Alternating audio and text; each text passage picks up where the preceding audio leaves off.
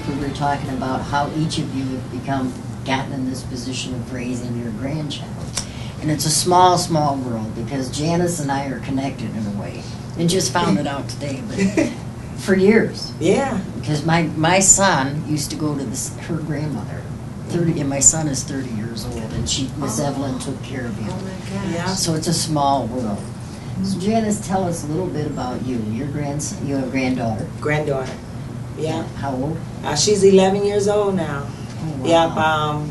Yep. I was there when she was birthed, and that was my first grandchild. And you know how it is when your first grandchild, you just fall in love with it instantaneously. Yeah, yeah. Well, it's my son's daughter.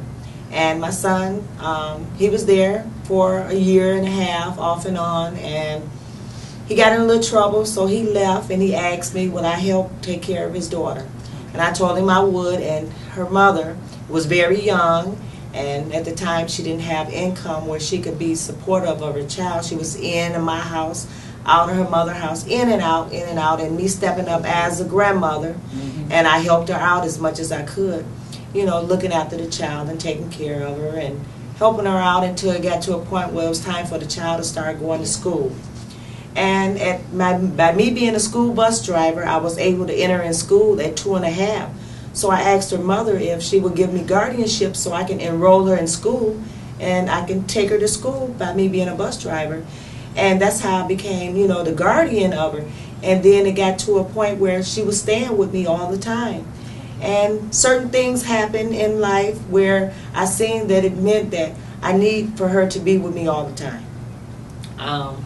And so that's what happened, and I end up keeping her and having her every day, and her mom sees her every other weekend or at certain times when maybe I've gone on a field trip or whatever, and then I need her to watch her. But it have got to a point now, I'm a second time around mother. And this is a challenge because you come to a realization that these are really not your children. They have a mother and a father, that the genes are there. They're your grandkids.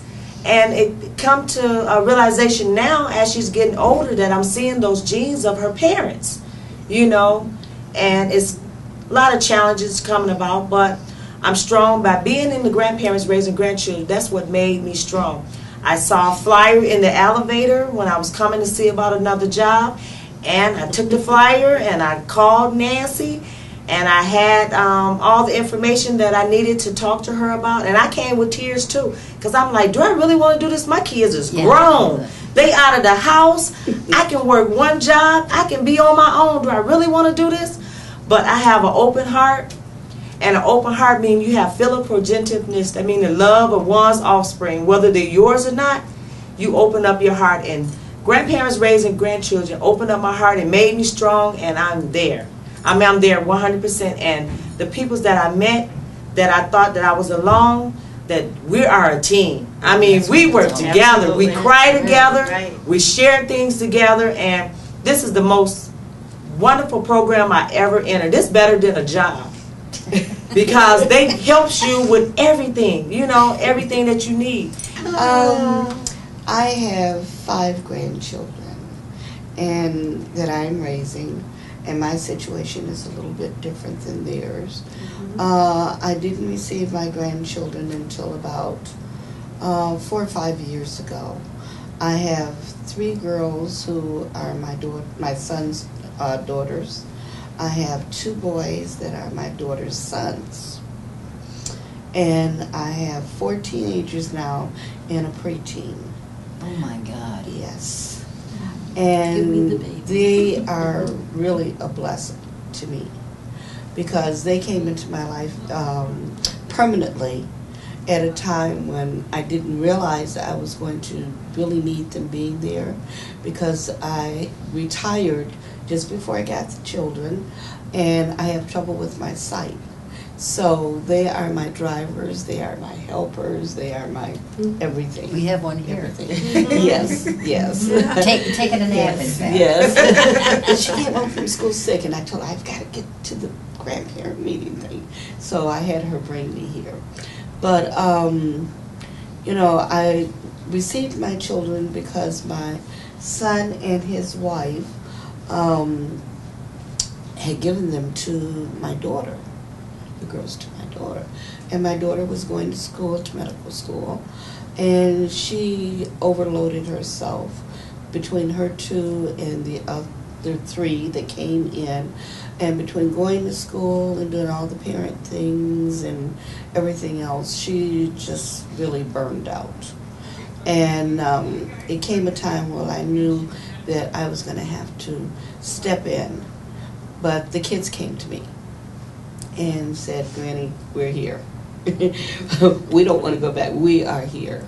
And I had to go to court, and I had to go through really, it wasn't all that difficult, because when we went, I had no idea what I had to do. Mm-hmm. But the judge made it really easy for me, and it's unusual when you go and you're asking for 5 at one time.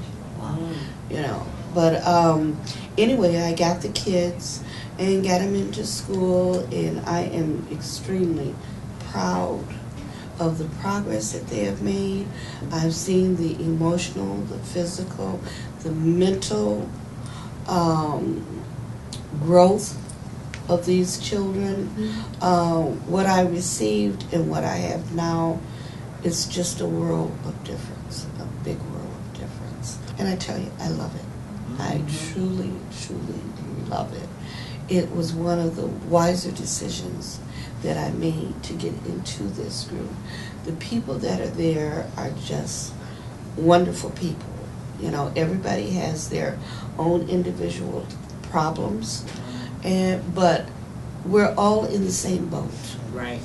And the support groups that Nancy brings in, like the everything from the lawyers to the judges to the tax, the